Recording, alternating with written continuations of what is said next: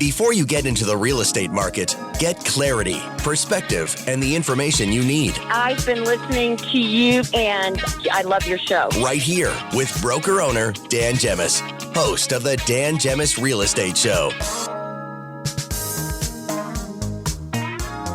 All right, we're back with you here on AM800. Kathy Talbot with me in studio, and we're having lots of fun today on this super swelteringly hot day. I wonder how many times you've said that, Kathy Talbot on the show with me. I wonder how many over times. The last 10 years? A lot. A lot. I love it. Let's see, 2 shows a week over 10 years. That's 50, that's 100-something shows. So we're 1,000 shows probably, but we're approaching 1,000 shows, I would think. Okay. That's crazy to think. Been a long time, Kath. I know. I remember the first one. I remember the first one coming here like it was yesterday. I was so excited and so nervous, and I thought it was the coolest thing ever. 7 a.m. on Sundays back then. Yep. Whew. Remember I said, who the heck is going to listen to that? Uh-huh. And we had such a following right from the beginning. It was so amazing to me.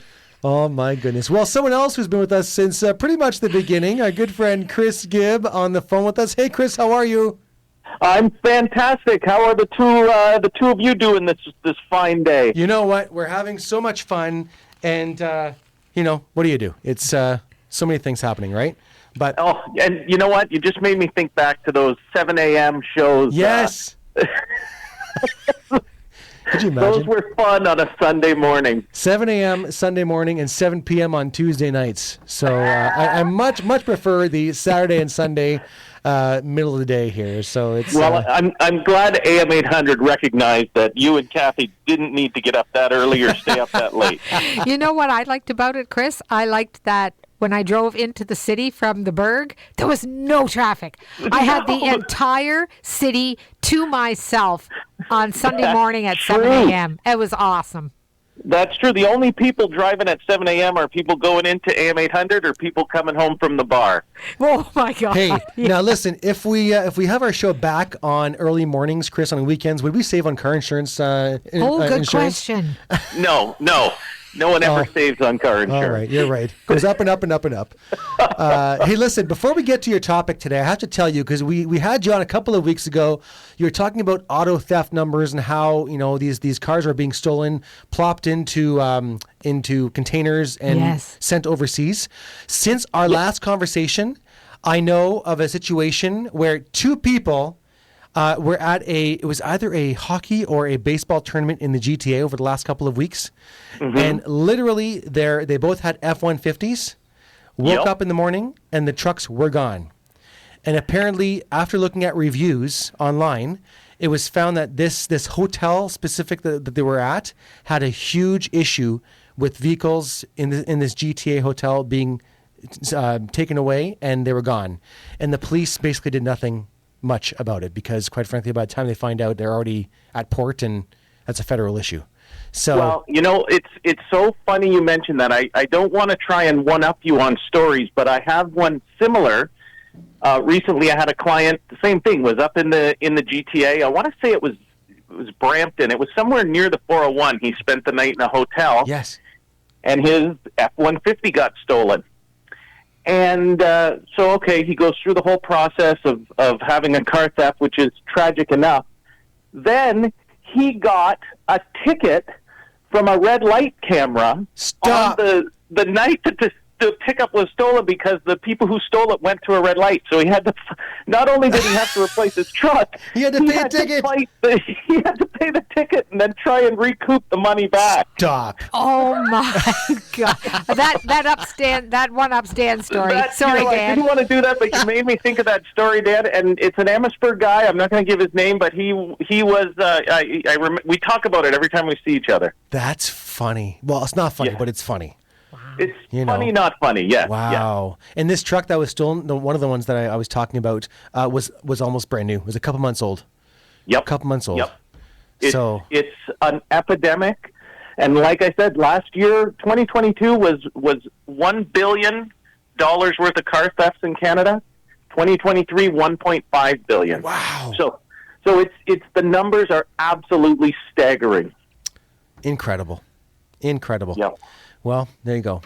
Lock your cars, but I'm not sure it matters really because Lock your cars and take your license plate off so you don't get a red light. yeah, cover the plate. Cover the plate. One of the trucks, it was a smashed windshield. They just literally smashed the windshield and must have hot-wired the car somehow. I don't know, but they took it off. It went off. So it's not like they're even like shimmying the door. They just smashed the windshield in this one case. Yeah, it's so fast that they're professionals. They're like race car pit crew. They just in and out. Wow. Hey, Chris, is it true somebody told me to take my ownership out of the glove box and just put a photocopied one in? Yes. That came from, I think that was on the news. The Windsor police were discussing that. To take your, don't leave your original in the car. It makes sense. Try and, I wouldn't even leave a copy in the car because it has all your personal information. But you have to be able to provide a copy of your insurance slip and your ownership to the police. But try not to keep the originals. You could even, I know, that the police are open to the idea of taking a picture I was just and keeping it ask. on your phone. Yeah, that's much safer. Interesting. Well, there you go. So listen, we've got 4 minutes left. All right. So you want to talk about coverage limits today? Well, because I am I'm such an insurance nerd. You're always reading Google News about insurance stories, and I heard something out of the GTA that I thought your listeners might appreciate. Tell us. So there was a fellow in Toronto, older man, who had purchased a $4,000 e-bike. And it helped him with his mobility. He enjoyed his e-bike. And then one night it was stolen. And he called in an insurance claim. And unfortunately, he found out that he only had $1,000 worth of coverage for bicycles. So Jeez. I thought it was, and that's the worst time to find out that you don't have the proper coverage. But I thought it'd be important for your listeners to understand every property insurance policy in Ontario, whether it's for renters, homeowners, technically businesses as well, will have a section called Special Limits of Insurance. Okay. And in that section, it will spell out any items that your coverage is limited, such as bicycles, jewelry, Collectibles. Artwork. Exactly. Also, cash. Most policies will only cover $1,000 in cash. Business equipment on your premises, books, tools, or instruments pertaining to a business will have limits. So, if you ever have a chance, you get that insurance renewal. Obviously, everybody just looks at the price, but a lot of times, just flip through it and look for a section called Special Limits of Insurance, and that will give you an idea of things that might be limited if you had a claim. Now, Chris, a silly question almost, but what's stopping somebody from saying, okay, you know what, I want coverage for $1 million in cash in my house, and then how did the insurance company know that the cash is actually there? And they don't just call and say, oh, someone came in and stole $1 million of cash. Well, if you had $1 million of cash in your house, the immediate answer would be no, it's not covered, and it never will be. Okay, there's no such thing as cash is. If you've got that much cash in your house, there's usually some kind of special circumstance that becomes almost more of a commercial risk. Okay. But a good example, my brother is really into triathlons and has some very expensive triathlon bikes. Sure. So what we do is we write what we call a rider or a floater, and it's almost like putting a small insurance policy just on that item. And then the insurance company gets a copy of the bill of sale, gets the copy of the serial number and the make and the model. Yeah, proof and And then we have proof that there's no arguments at claim time. We know exactly what was there and what was taken. Interesting. Now, again, Dan Gemus, maybe there is $1 million there. I don't know. Yeah, no. I was going to say that too. Or maybe, just how much is $1 million pennies, Kath? of, How much is $1 million pennies? That'd be what? Not enough. Yeah, not enough. Yeah. or apple pies. Soon there could be Gemus apple pies. Oh, that's worth a lot of money, that apple pie. Oh yeah, I could imagine. Now I want to know: Did Nikki give her pie or your pie? That is a Silver Fox? great question, Chris, and she actually gave her own pie, which is probably the right so decision. She does love him. Poison our family with mine, but no, her pie went to her dad, which is fair. Mine actually looked pretty good. Anna says my pie looked good. So, you know, I'm a paying client, so she's going to tell me whatever I want to hear. Yeah, just like when the seller is in the house, they're going to tell you it looks good. Exactly. Great job, Dan. Thanks, Anna. Chris, I think we should ask him to make us one, and then we'll be the judge how good it is. You know what? That's what we should do. We should have Dan make some pies, and then we can judge him. Listen, Chris was part of the rib eating contest, not the eating contest, the judging last week. Yeah. And he did a great job. He was sitting next to a couple of the Spitfires. I watched him eating all those ribs. Yeah, he did a good job. It was 3 full days of ribs. So, Chris was there every day. Yeah, big support. I was an expert. Oh my gosh, what a great time that was, though, Chris. Oh, it was, and kudos to you and the team.